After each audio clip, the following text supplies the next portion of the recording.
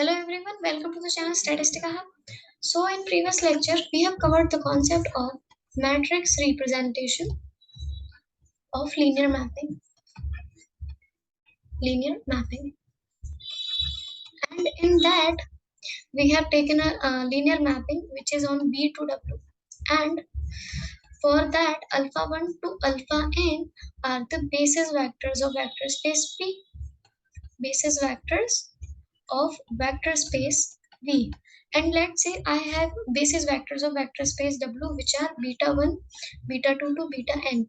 These are my corresponding basis vectors of vector space W. Okay, now if I look the images of these vectors, what are the corresponding images of these vectors, which is T alpha 1, T alpha 2 to T alpha n are the corresponding images of these vectors, okay, which belongs to V. And this image of vectors belongs to the W vector space. And as this W vector space has the corresponding basis set, which is from B1 to Bn, so the image vectors, which is T alpha, when the image vectors can be written into the linear combinations of these basis vectors, beta 1, beta 2 to beta n, as let's say for the scalars Aij, which belongs to field of scalars. Okay, it can be represented in the linear combinations of the basis vectors alpha 1, beta 2 to beta n, like a11 beta 1 plus a21 beta 2 plus am1 beta m. Similarly for t of alpha 2, which is equals to a12 beta 1 plus a22 beta 2 plus am2 beta m. Similarly for t of alpha n, which would be a1n beta 1 plus a2n beta 2 plus amn beta m. Okay, now if I look to do the coordinate vector of this t of alpha 1, what will be the coordinates of this t of alpha 1? The corresponding coordinates of this are a11, a21 and am1. Similarly for the others, the coordinate vectors, a coordinate vector will be a21, a12, a22 and am2. Similarly for t of alpha 1. And if I put these coordinate vector into the column vectors, this would give my matrix representation relative to ordered basis of A and W. Let's say A, and if I put these coordinate vectors, so why am I saying that? Because y, let's say if I put this system of equations into y equals to ax, where y is my corresponding t of alpha 1, t of alpha 2 to t of alpha n. And what is A? A will be A11, A21, AM1, A12, A22 to AM2, and similarly A1n, A2n, and AMn. And what are this vector? These vectors are beta 1, beta 2 to beta m. Okay, that's how I can write it. Okay, but in the y equals to ax form. Okay, and this is my matrix, or this is my coordinate matrix. Coordinate matrix. Okay, and if I take a transpose of this matrix, if I take a transpose of this matrix, that would be my matrix representation of the linear mapping T related to the ordered basis of V and W. Okay, let's just take a transpose of this A11, A21 to AM1. Similarly, A12, A22 to A2M, and AM1, AM2 to AMN. Okay, so this is my matrix representation. Okay, and if you can see that the coordinate vectors of this T of alpha 1 are actually A11, A21 to AM1, and this coordinate vector is the first column of this matrix. Okay, because image of the image vector, the image of T is actually the column space of A. Okay. Okay. Now we know that our basis vectors are actually not unique. basis vectors are not unique. So this led to the change of basis and change all other things, a change in the matrix representation of linear transformation. Okay, so now we'll see the change of basis and their effect on the coordinate vector of a point, that how it affects that, and similarly how it affects the matrix representation of a linear mapping. Okay, so let's see change of basis. Change of basis. So for that, let's just, I have a mapping which is T from V to V, where V is my vector space. Okay. Now there is a basis, let's say S, which is U1, U2 to UM. This is my, you can say, old basis. Old basis of vector space V, and this is another basis. Let's just represent it as S dash, which is V1, V2 to Vn, this would be n.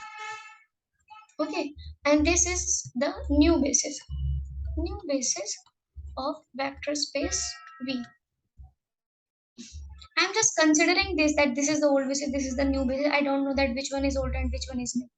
Okay, now as S is a basis, S is in basis, so that each vector in the new basis can be written in the linear combinations of the old basis vectors.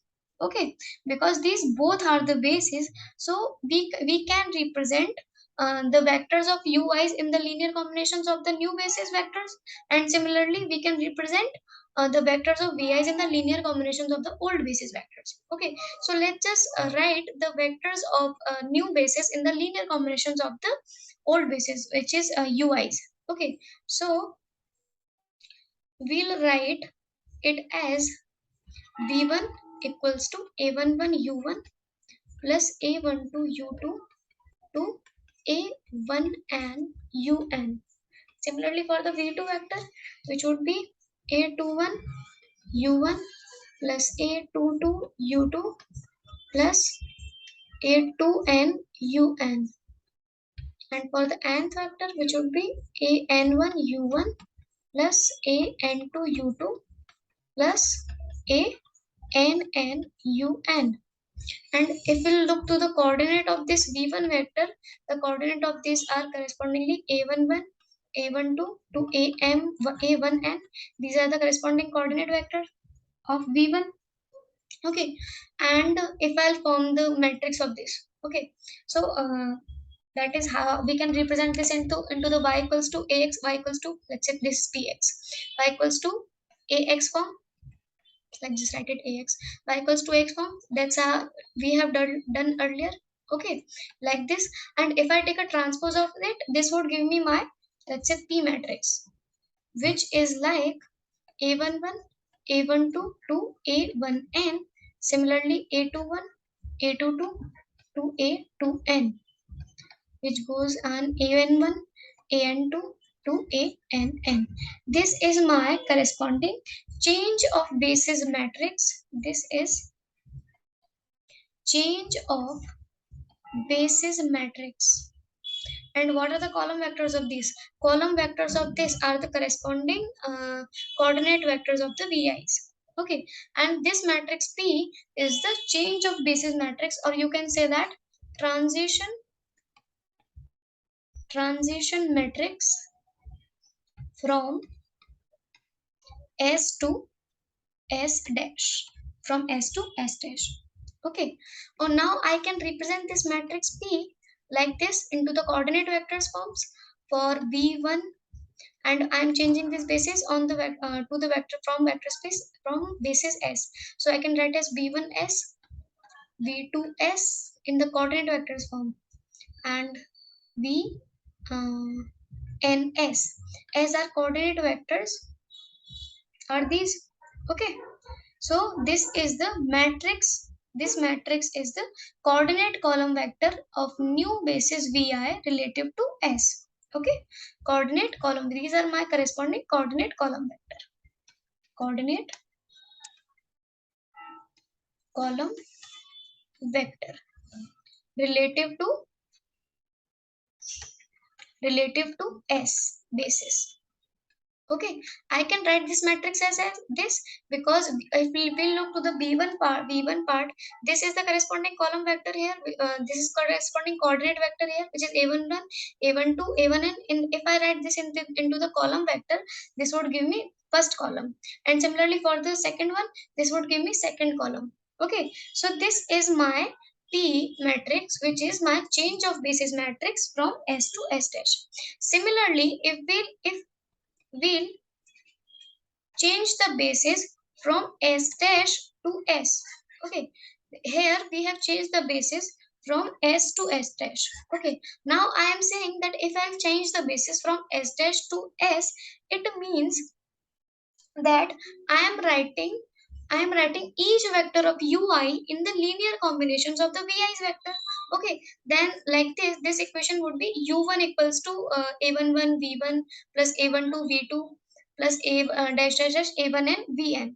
Okay, so similarly we'll proceed for this, and we'll say that let's say my change of basis matrix after all these things for s dash to s would be q, and I can write it in the column coordinate column vector form, like u1 u1 corresponding to s dash, similarly u2 corresponding to s dash to the new basis. Why I'm writing this is because it is related to the new basis s dash, and un s dash.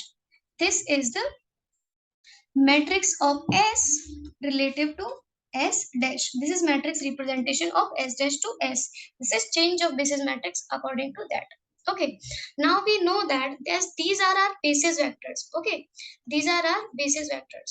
So as these are basis vectors, so these vectors would be linearly independent. Okay, now they possess a very important quality, that is, because these are basis vectors and these are linearly independent too, they possess an inverse. They possess inverse, and they form a relation. They form a relation like that p is my matrix change of basis matrix, change of basis matrix from S to S dash, and Q is my change of basis matrix from S dash to S. Okay, and because of this property that these are vectors are linearly independent, they possess an inverse. From this, I have taken a result out, that is that Q equals to P inverse. Q equals to P inverse, that Q is equals to P inverse, where Q is change of basis from S dash to S, and P is change of basis from S to S dash. Now this is a very important result. Let's just see it, that how is it possible that Q is equals to P inverse? How is it done? Okay, so for that let's just see here only. So we have transformed the the basis vectors of vi into the linear combinations of ui's. Now I can write this linear combination like this, that my vi equals to ai1 u1 plus ai2 u2, okay, plus ain un, which is equals to sigma j equals to 1 to n aij uj. And this is what, this is my when change is of basis is from s to s dash. Okay, similarly I can write the uj's vector u vectors in the linear combinations of the vi's vectors for the basis, for the change of basis from s dash to s. Let's write it like this, that b j1 u v1 v1 plus b j2 v2 plus b jn vn, and this would be equals to sigma k equals to 1 to n bjk vk, and this is the change of basis when change is of basis from s dash to s. Okay, so the coordinate matrix for this, let's say the coordinate matrix for this is equals to a equals to aij, where I am talking about the coordinate matrix, not the matrix representation of VIs. I am talking about the coordinate matrix, which is A11, A12 to A1n. and similarly goes on. And B equals to the coordinate matrix of B J K for the UJ's vectors. Okay, these are what? These are coordinate matrix. Coordinate matrix. And when I take a transpose of these matrix, they would be matrix representations of the corresponding change of basis. Okay, but for now, these are just our coordinate matrix. Okay, so let's just P equals to A's transpose. And similarly, Q equals to B's transpose. Now, these matrix P equals to change of basis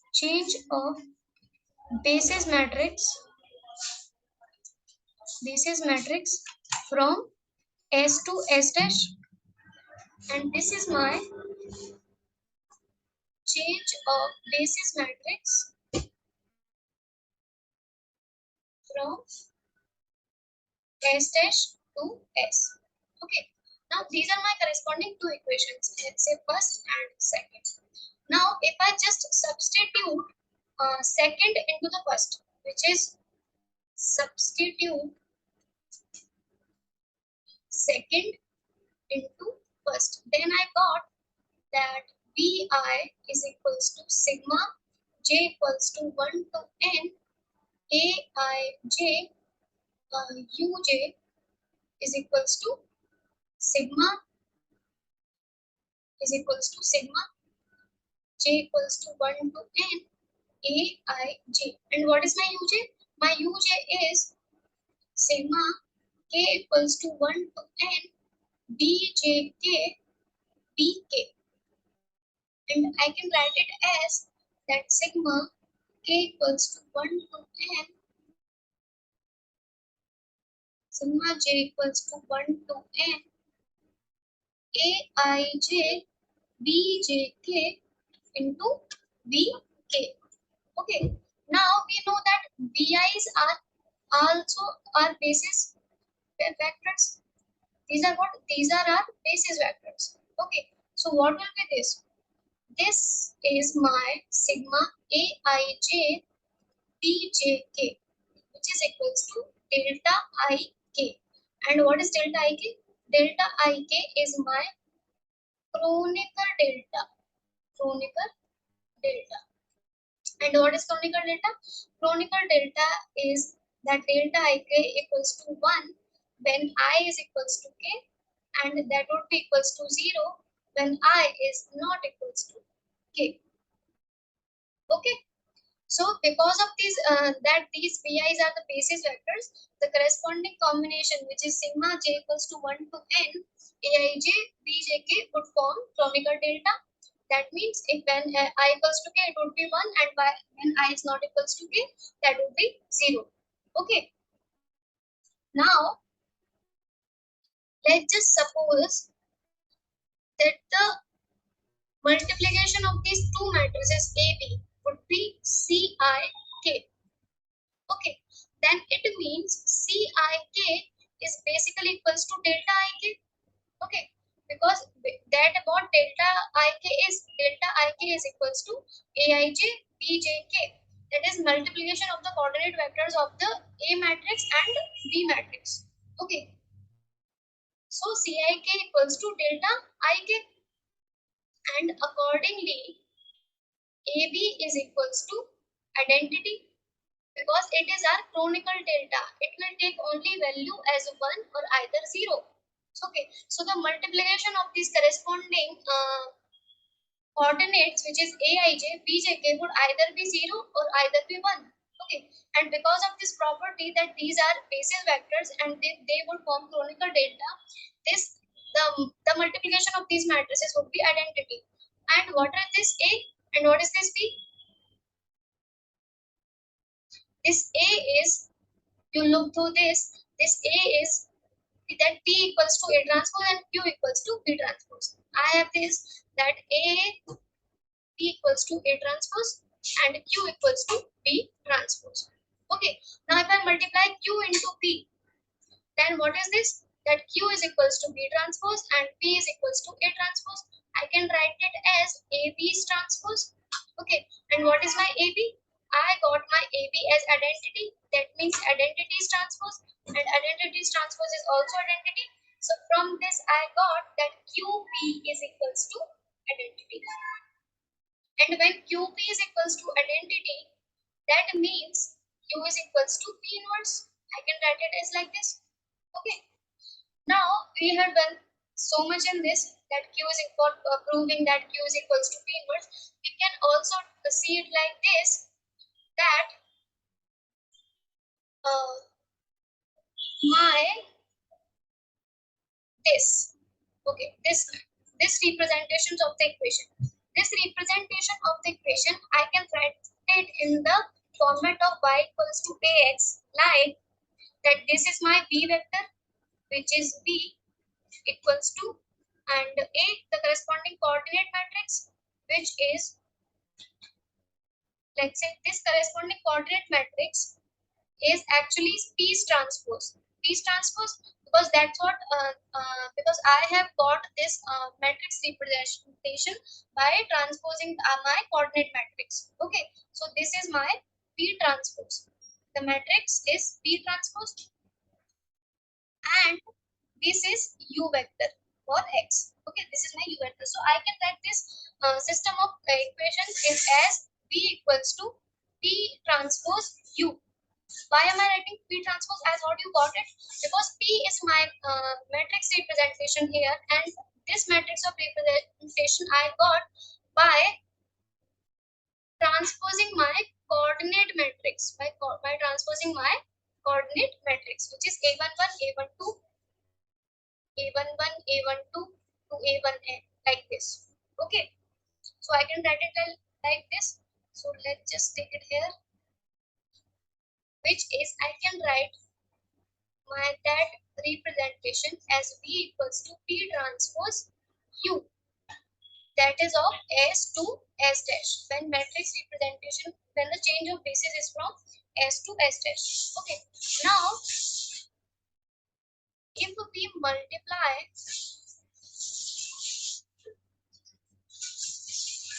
P transpose inverse both sides, okay, let's just multiply that, then we'll got P transpose inverse into V, which is equals to P transpose inverse P transpose into U, and P transpose inverse into P, which is equals to, and this would be in identity, because P transpose inverse into P transpose is equals to identity. That is, you can say that A inverse equals to identity. Okay, so this would be identity into U. So I can write it as that U is equals to P transpose inverse into P into B. Okay. Now, if you look this closely, then from this, if I want to write this into the format of y equals to ax, then I can write it as this is my corresponding U vector U. Okay. And what will be the coordinate matrix of this? The coordinate matrix of this is actually U transpose. U transpose. U transpose, that is the transpose of the change of basis matrix from S dash to S. Okay.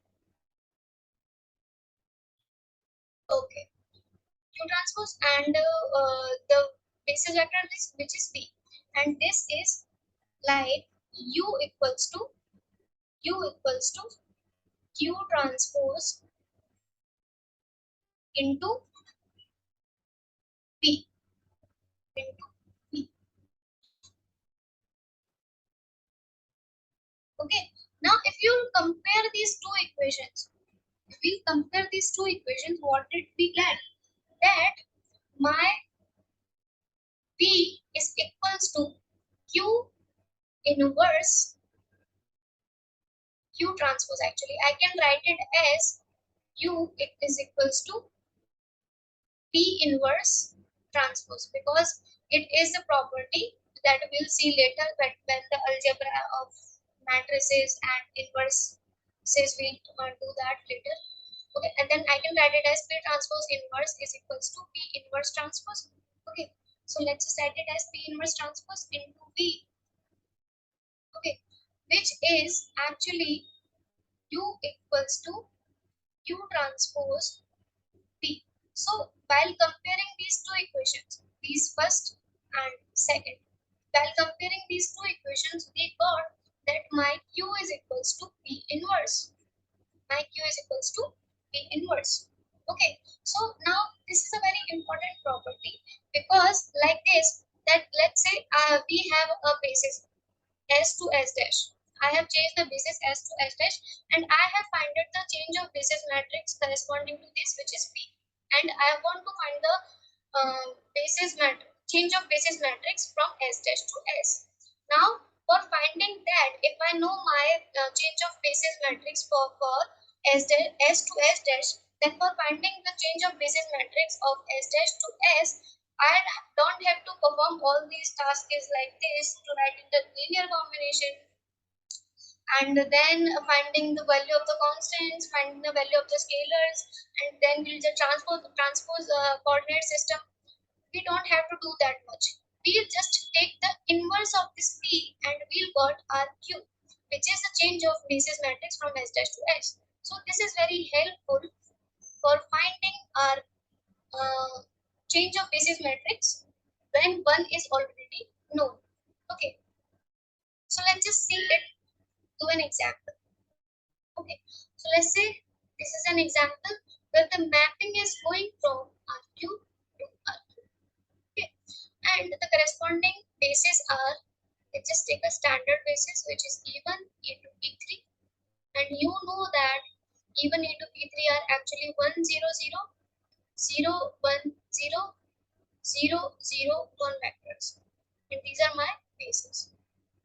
Okay. Similarly, let's take another basis, which is S, and which is U1, U2, U3, and the corresponding vectors are 1, 0, 1, 2, 1, 2, 1, 2, 2. Okay. These are bases. These are also bases of our Q. Now, I want to find change of basis matrix from E to S basis and S to P. Okay, I want to find these two. Okay, so for that, let's just find for E to S, and for that, I can write each UI in the linear combinations of this EI's vector, which is I can write U1, which is my 1, 0, 1 in the linear combinations of E1, E2, E3, and this is very easy to represent. We don't have to find that much scalar. I can write it as 1 E1 plus 0 E2 plus 1 E3. Okay, and U2 is equals to 2, 1, 2, and we can write it as 2E1 plus 1E2 plus 2E3.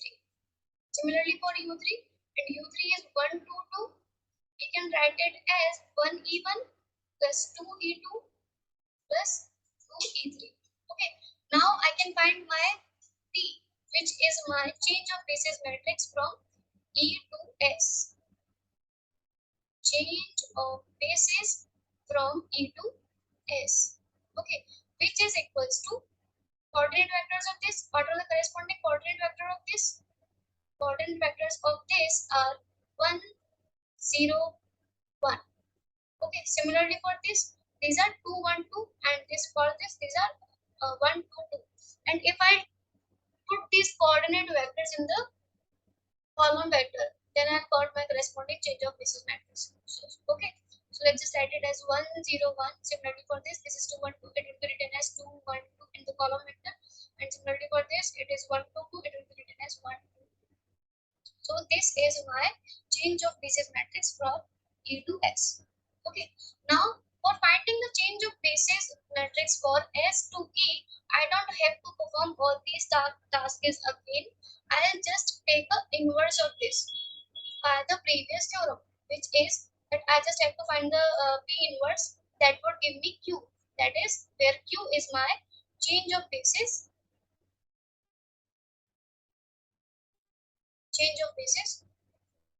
from S to E. So let's just take the inverse of this P.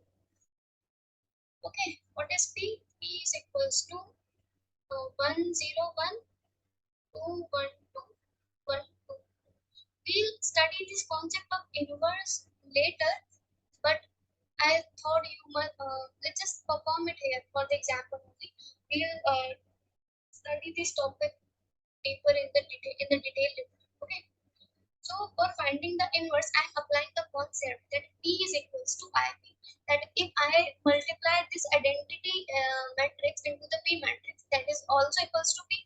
Okay, because we know that P inverse is equals to identity if P is invertible. Okay, so by applying this, I know that P is equals to IP. Okay, and by performing the transformations, it would give me P inverse is equals to identity, and I am changing my identity matrix. Okay, so let's just do it only. You can understand that. Okay, so 1 0 1 2 1 2 1 2 and this is my identity matrix 1 0 0 0 1 0 0 0 Okay, I'll make transformations of this. I'll do operations of this on this matrix to make it identity. And also I'll perform same operation on this matrix, which is my identity matrix. And after performing all the operation, my this matrix, which will be identity, this will be identity, and my this matrix will be some matrix after performing all the same operations, and this matrix will be corresponding my inverse of P. Inverse of P. Okay, because I am going P is equals to I P. Then after that time it will be performing operations. It will be I equals to P inverse P. Okay, so let's just do it. Uh, let's just apply the transformation. This is my matrix 1 0 1. I'm writing it in the format of P is equals to IP. So that would be easier. So 1 0 1 2 1 2 1 2 2 is equals to 1 0 0 0 1 0 0 0 1 into P. Okay. So let's just perform the operation as R3 R2 R3 minus R. Okay. If we perform this, then this will give us 1 2 1 0 1 2, and this will be 1 minus 1 0 2 minus 2 0 2 minus 1 1. Okay, and we'll do similar same operation on the identity matrix, which will be 1 0 0 0 1 0 0 minus 1, which is minus 1, and this will be 0 minus 0 0, and this is 1. Okay, now we'll do the operation R on R2, which is R2 minus 2 R3, and on R1 to make these two terms 0.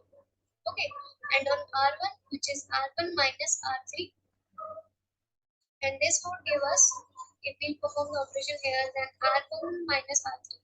This is 1, 2, 1 minus 1, 0, and 0 minus 0, 0, 0 minus 1 minus 2. And for that, for R2, we are applying R2 as to R2. Okay, so this would be 1, and this would be 0. So 0, 0, 1. Okay, and for R1, R1 minus R3. R1 minus R3. Okay, so this would be okay. R1 minus R3, this would be 2 and 0. So minus 1, and similarly this will be 0 2 1 and minus 2, and this will be minus 1 0 1.